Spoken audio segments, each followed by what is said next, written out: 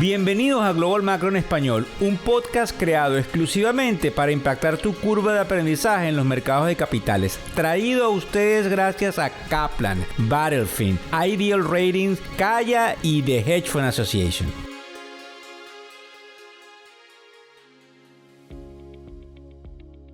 Hola, ¿cómo están? ¿Cómo les va? Feliz viernes, hoy es 24 de marzo del año 2023. Happy Friday, decimos por acá por Estados Unidos. Buenas noches, buenas tardes o buenos días, dependiendo de dónde nos estás escuchando y también a qué hora sintonizas el primer podcast en español Global Macro hoy, que te habla de cómo te afecta directa o indirectamente la economía y los sucesos financieros mundiales. Me robo 10 segundos para darle algún tipo de bendición a las ánimas de mi abuela que falleció un día como hoy hace 39 años y que quizás desde ahí arriba, desde donde esté, me está mandando excelente energía. Última hora, fíjense bien, antes de pasar a lo que vamos a conversar el día de hoy, pareciera que lo que estamos observando es algún tipo de reacomodo en la crisis bancaria que empezó como una mini crisis bancaria y que puede extenderse hasta ciertos lugares. También pueden existir nuevamente rumores de que tengamos lo que se llama en macroeconomía esta inflación. Recuérdense que hace unas semanas atrás el presidente de JP Morgan y el fundador de Amazon, Jamie Dimon y Jeff Bezos respectivamente, hablaban de que podría venir un problema importante. En el podcast de hoy vamos a tocar ciertas cosas interesantes para que ustedes se hagan su propio juicio de valor. Fíjense bien, vamos a hablar para mis compatriotas venezolanos que nos están escuchando con atención sobre las ramificaciones de la caída de los precios petroleros y por qué está sucediendo esto a nivel mundial. Vamos a hablar del por qué los bancos pudiesen, como lo dijo ya el presidente de la Reserva Federal, dar menos acceso a los créditos corporativos y las consecuencias de los mismos. Además de que qué tan fuerte puede ser la crisis que estamos viendo a nivel mundial luego de haber recopilado una cantidad de información. Y por supuesto, al final vamos a tratar de ponerles a ustedes los escenarios de lo que dicen los analistas que creen que vamos a seguir subiendo o los analistas que creen que nos vamos a caer y a desplomar, para que ustedes saquen sus propias conclusiones. Y bueno, yo les voy a dar mi opinión particular, además de que vamos a ver por dónde van los mercados y qué nos están indicando para que efectivamente no sea nada más desde la tribuna que les damos la noticia, sino que se las podemos explicar. Fíjense ustedes, con respecto a la caída del petróleo, hay algo que nos denota la caída de los precios petroleros, que es la demanda no se borra, a menos que suceda obviamente un proceso de recesión, que es lo que está indicando esa caída abrupta de los precios del petróleo, porque seguimos consumiendo petróleo, solo que probablemente hacia el futuro en menos cantidades, producto de la desaceleración mundial que lamentablemente se convierte en un proceso de lo que llamaríamos contundentemente una recesión, producto de la cantidad de desequilibrios macroeconómicos que nos llevan hacia ese lugar. También, lamentablemente, lo que nos indican algunos, digamos, indicadores, y valga esa redundancia, nos indican los indicadores, claro, es que el petróleo puede estar en unas bandas entre 50 y 85 dólares el barril, pero hay una similitud importantísima con respecto a esta guerra entre Rusia y Ucrania, con lo que pasó en los años 90 cuando hubo esos desequilibrios que se causaron producto de la guerra del Golfo, la guerra de Irak, que fue cuando Irak invadió Kuwait. No sé si algunos de ustedes recuerdan eso, yo estaba bastante joven, pero recuerdo cómo fue ese acontecimiento mundial de subida de los precios. Pues parece que eso llega a lo que se llama a un efecto plató, que es cuando la curva ya no sigue subiendo, se desmoronan ciertos precios y hay una similitud, una correlación. Recuérdense que los eventos históricos y estadísticos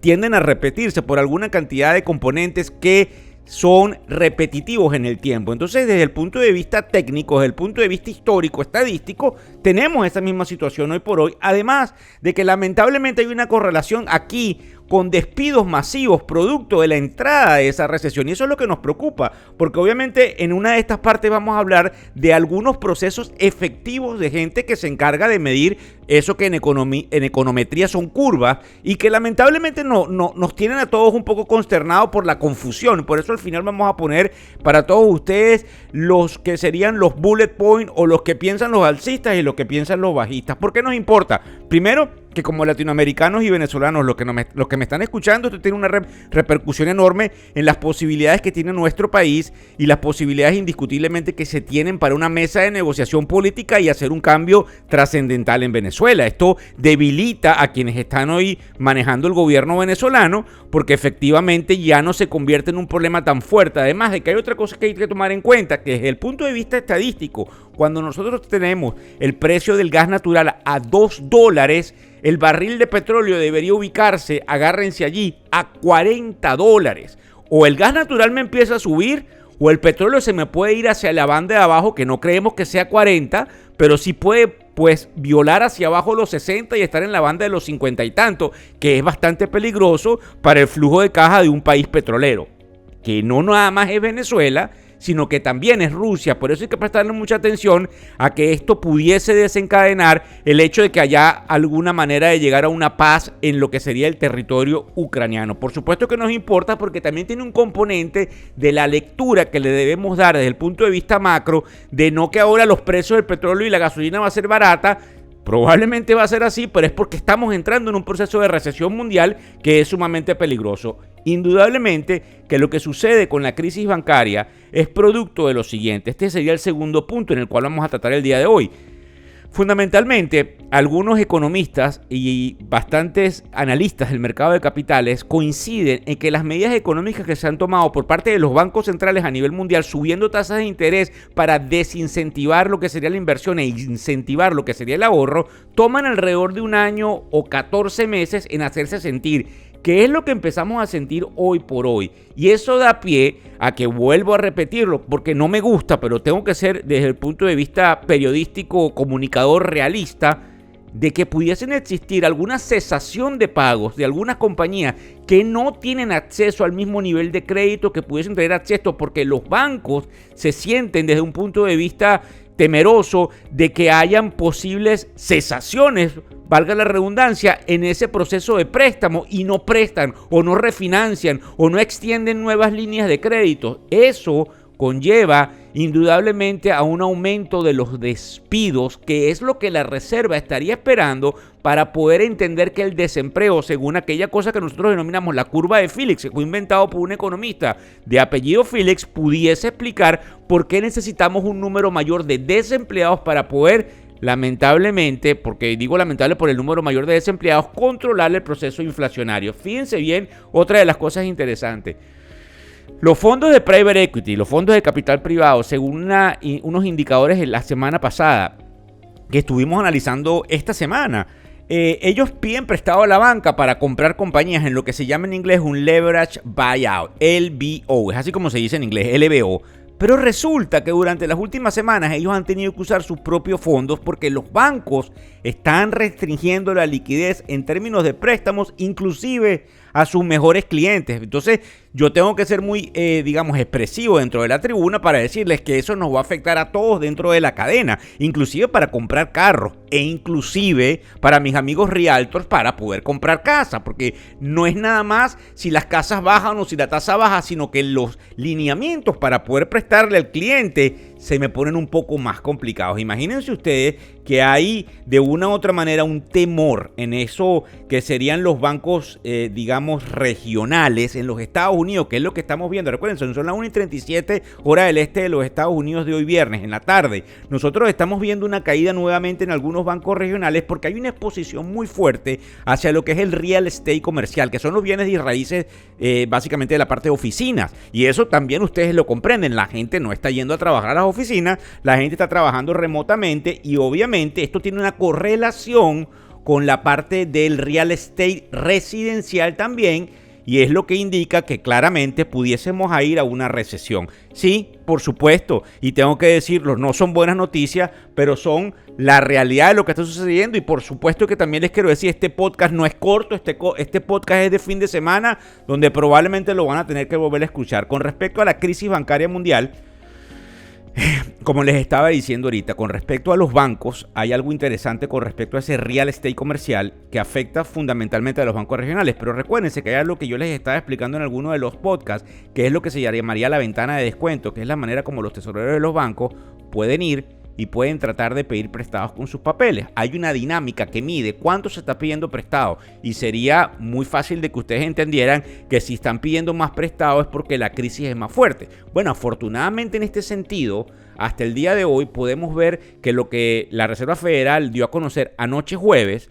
no había sido tan fuerte como en semanas anteriores. Es decir, los bancos habían ido a requerir prestado mucho menos, producto de que el pánico pareciera haber mermado. Lo que pasa es que hoy en las mañanas nos despertamos con un problema mediante el cual las acciones de Credit Suisse habían caído casi un 15%, que se han recuperado, perdón, no es de Credit Suisse, de Deutsche Bank, que es el banco alemán, se han recuperado precisamente porque Deutsche Bank no es Credit Suisse desde el punto de vista de cómo tiene su balance y cómo tiene una cantidad de activos. Pero el problema ahí es muy fuerte, porque ese banco sí representaría un riesgo sistemático porque hay una cantidad de relación paralela con el sistema bancario americano. Yo creo que por ahí me entienden, porque la conclusión es que no sabemos del todo lo que puede estar pasando y lamentablemente cuando el río suena, pues como decimos en español, piedras trae.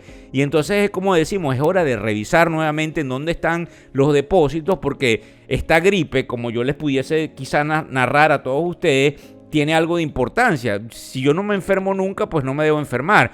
Pero si yo me voy a un lugar donde hay una gripe fuerte, probablemente me contagio. Y aunque tenga unos sistemas inmunológicos muy fuertes, pues lamentablemente aquí puede haber un contagio que pueda desencadenar una crisis más que proporcional. Para que tengan una idea, porque el fin de semana va a ser importante. La calle, como se le diría a los analistas, ellos están esperando la resolución que suceda con un banco que se llama First Republic Bank, que es que definitivamente lo compren. Además de que obviamente pudiesen también comprar los activos del Silicon Valley Bank. Obviamente ambos bancos están patéticamente de caída. Ya ustedes saben lo que el banco Silicon Valley pues obviamente cerró. El First Republic está cotizando en la bolsa con ciertas caídas, con muchísima volatilidad. Pero también hay otra cosa interesante, que es que se espera que el Congreso pudiese tomar una decisión con respecto a la garantía de depósitos, que hoy está por los $250,000, pero que la gente está presionando para subir ese nivel, porque obviamente están los clientes corporativos que mantienen todo lo que pagan con respecto a nómina y todo lo que nosotros desde el punto de vista empresarial, también nosotros somos una compañía, tenemos empleados, pues obviamente trabajamos con dinero que algunas veces supera lo que sería esa posibilidad de seguridad en los depósitos. Entonces esto es algo que debería pasar inminentemente, además de que la crisis que tenemos con el Deutsche Bank tiene un problema de contagio en España, tiene un problema de contagio en Italia y en Portugal. Es un problema sumamente difícil porque indudablemente este proceso de la banca sabemos cómo empieza, pero como ustedes entienden, no termina hasta que termina. Es decir, pueden haber bancos que son muy buenos pero que no aguantan lo que es una corrida porque ellos no están totalmente líquidos y tienen que ir a cometer errores. Es lo que se llama errores forzados precisamente por el problema que tienen de poder entregar liquidez, algo sumamente complicado. Nos importa enormemente por lo que yo les decía, todos tenemos cuentas bancarias. Desde el punto de vista de qué debemos comprar, que mucha gente me dice, Víctor, has hablado por 12 minutos y a mí lo que me interesa es hacia dónde va el mercado de capitales, a ver qué le digo a mi manejador de fondos, qué debería hacer, dónde debería ubicarme. Fíjense ustedes, en vez de decirles qué hacer, yo les voy a poner los lineamientos de los que creen que vamos hacia el alza. Los que creen que vamos hacia el alza tienen alrededor de 3 o 4 lineamientos sumamente importantes. Uno, que es verdad, que es que cuando el sentimiento está totalmente negativo, y me disculpa que yo vaya rápido porque a mí no me gusta ir lento porque es la única manera de que ustedes me sigan sintonizando. Cuando el sentimiento está negativo, el mercado hace todo lo contrario, el sentimiento está totalmente negativo y desde el punto de vista de liquidez hay una cantidad de liquidez enorme y no todo el mundo está invertido. Por consiguiente, cualquier subidita me puede poner a que la gente le empiece a echar dinero. ¿Qué gente? Los inversionistas institucionales que son remunerados por el proceso del manejo de fondos que están sentados en una cantidad de liquidez. La otra es que las comparaciones de la crisis bancaria que tenemos hoy con la del 2008 son irreales. Nosotros no tenemos el mismo problema global que teníamos en el 2008. Tenemos un problema causado por una abrupta subida de tasas de interés más que proporcional. También es el hecho que es una realidad de que cambia el tono de la Reserva y la Reserva Federal de los Estados Unidos no pareciera tan dispuesta a seguir subiendo tasas de interés. Recuérdense que estamos hablando de los puntos de lo que creen los que dicen que la bolsa va a seguir subiendo. Además de que hay algo aquí interesante. Si los papeles están cayendo, por lo que yo digo de que el petróleo está bajando y hay un flight to quality. ¿Qué es un flight to quality? Bueno, el flight to quality es que volamos hacia la calidad. Entonces los bonos de 2 años y de 10 años están bajando de rendimiento porque los están comprando. Eso es volar a calidad, que en inglés se llama flight to quality, porque hay una crisis, ¿verdad? Entonces, si los bancos están, les voy a decir cómo se dice en venezolano, porque hay algunos venezolanos que me oyen, enyucados, que es decir, que tienen un tostón con esos bonos que rinden menos de lo que rinde el mercado hoy por hoy. Pues indudablemente, si esos bonos empiezan a rendir menos en el mercado secundario, que es en el mercado al contado, me ayuda a mi portafolio porque ya la tasa de interés no se va tan arriba y yo tengo estos bonos, estos tostones aquí que obviamente están ahora equilibrándose. Entonces, estos señores que dicen que vamos hacia el alza hablan de todas estas presiones y dicen que fundamentalmente las compañías se han preparado con un recorte masivo de costos, de que no hay tales riesgos de que no tengamos ganancias, de que obviamente no hay tales presiones con respecto al dólar, porque entonces las compañías van a poder vender hacia afuera mucho más en términos de otras monedas, y que indudablemente el dólar tampoco se está revaluando considerablemente, además que hay inventarios muy limpios, además que hay una normalización por la cadena de suministro producto de la reapertura china. Eso es lo que dicen, lo que creen que vamos para el alza. Y resulta que hay los que están un poco más realistas diciendo, ¿pero qué se comieron estos señores que creen que vamos hacia el alza? Si la realidad es que el petróleo se está desplomando y los rendimientos de los bonos están cayendo, yendo en contra de lo que el mismo presidente de la Reserva Federal está diciendo, porque hay un pánico que todavía no se ha representado cuando empecemos a ver despidos masivos y empecemos a ver que la demanda agregada global viene cayendo. Entonces ellos están viendo que definitivamente hay un menor crecimiento, que vamos a una recesión, de que en la recesión los inversionistas se están fijando en los productos internos brutos y en las ganancias por acción, y las ganancias por acción bajan y los múltiplos de esas ganancias por acción también bajan, lo que presionan los precios hacia la baja en el mercado de capitales, lo que indudablemente hace de que entremos en un poco de pánico. Y además están diciendo, y para colmo, en esta recesión no va a ser tan fácil como que la inflación está controlada del todo, porque nosotros tenemos lamentablemente un índice de precios al consumidor muy fuerte, y no lo que vio Ben Bernanke o Janet Yellen, que eran los expresidentes de la Reserva Federal en circunstancias anteriores. También indudablemente ellos están tomando en cuenta, que también lo dijo el presidente de la Reserva Federal, que a menor posibilidad de los bancos de prestar, había un aliciente muy fuerte de una contracción de liquidez y una contracción económica. Fíjense bien. La posición que tenemos desde la tribuna, porque me he reunido con todos mis socios, es de plena cautela. Nosotros no creemos que el mercado pueda arrancar a un alza, y nosotros también tenemos mucho temor desde el punto de vista estadístico de que la Reserva tenga que verse forzada por alguna crisis forzada que suceda en el mercado bancario mundial de recortar tasas de interés. Y eso, obviamente, ese recorte no va a ser tomado como que volvemos a Alicia en el País de las Maravillas, sino que lamentablemente caemos en una recesión mundial y tenemos que tratar de controlarla teniendo otro tipo de tratamiento y otro tipo de medicina por parte del doctor. ¿Qué tenemos que ver la semana que viene? Ahorita vamos a ver los mercados. Sí, esto ha sido un podcast bastante largo porque lo van a disfrutar el fin de semana, pero es sumamente importante. Fíjense bien, la semana que viene, que es la semana que comienza el lunes 27, no es hasta el viernes que nosotros vamos a estar viendo una cantidad de información importante, como lo es cómo fue la inflación de marzo en la eurozona y cómo fue todo lo que tenía que ver con algún tipo de indicador inflacionario que se llama el PCE, que es el Personal Consumption Expenditures, que tiene que ver con la inflación del mes de febrero en los Estados Unidos, que también nos sale el viernes. Es decir, que es una semana que no va a tener ciertos catalizadores, lo que lo hace explosivo, porque no puede tener una tendencia marcada de hacia dónde podemos ir. Para que tengan una idea, a esta hora, que son las 1:47 de la tarde, hora del este de los Estados Unidos, nosotros tenemos el Dow Jones, el Standard & Poor's 500 y el Nasdaq prácticamente flat, que serían una línea recta recuperando luego de la caída con la que arrancamos al principio de lo que sería la mañana. Pero el bono a 10 años, el general, está en 3,36%. ¿Qué significa eso? Ese bono estaba rindiendo 4%. Ustedes están viendo cómo habrá subido el precio para que ese bono ahora rinda 3,36% a 10 años. Es ahí donde está el peligro. Es ahí donde está la liquidez. Es ahí donde todo el mundo está diciendo, señores, vamos a una recesión. y podría ser bastante fuerte. Así que es interesante que le prestemos atención. ¿Cómo? Bueno, la verdad es que trabajando un poco más, tratando de ver en qué no deberíamos gastar, porque pudiesen existir ciertas complicaciones desde el punto de vista de flujo de caja de compañías que ni siquiera nosotros controlamos y que eso pueda determinar ciertos recortes.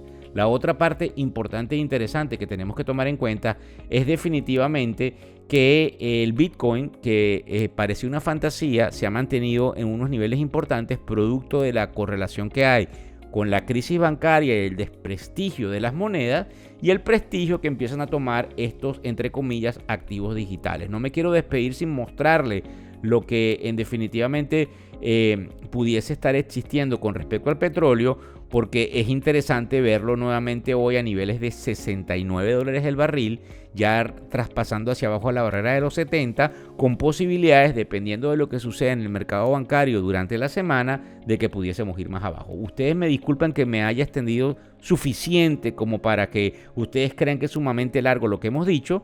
Espero que lo puedan escuchar nuevamente y que les haya dejado dentro de todo el panorama de que la realidad es que pudiesen venir tiempos complicados, pero también la realidad, si siguieron escuchando hasta ahora, es que estos episodios en la historia tienden a repetirse y siempre vienen mejores tiempos, y de eso no podemos tener dudas ni en la tribuna ni en cada uno de las formaciones personales y corporativas de todos ustedes. Muchísimas gracias. El podcast Global Macro y de Factores Económicos ofrece una visión global de los mercados de valores, y dicho análisis es producto de la compilación traída por diferentes fuentes de investigación de mercados institucionales. Por motivos y declaración regulatoria, este podcast no debe ser interpretado como una recomendación precisa en inversiones, bien sea en productos y o vehículos financieros. Y además, sugerimos consultar con su respectivo asesor particular de inversiones o su equivalente en caso de suscitarse cualquier duda que pudiese derivarse de nuestra fuente informativa. Este podcast es narrado por Víctor Hugo Rodríguez, quien es un conocido profesor y comunicador financiero, cofundador de la plataforma educativa ilafin.com. Muchas gracias.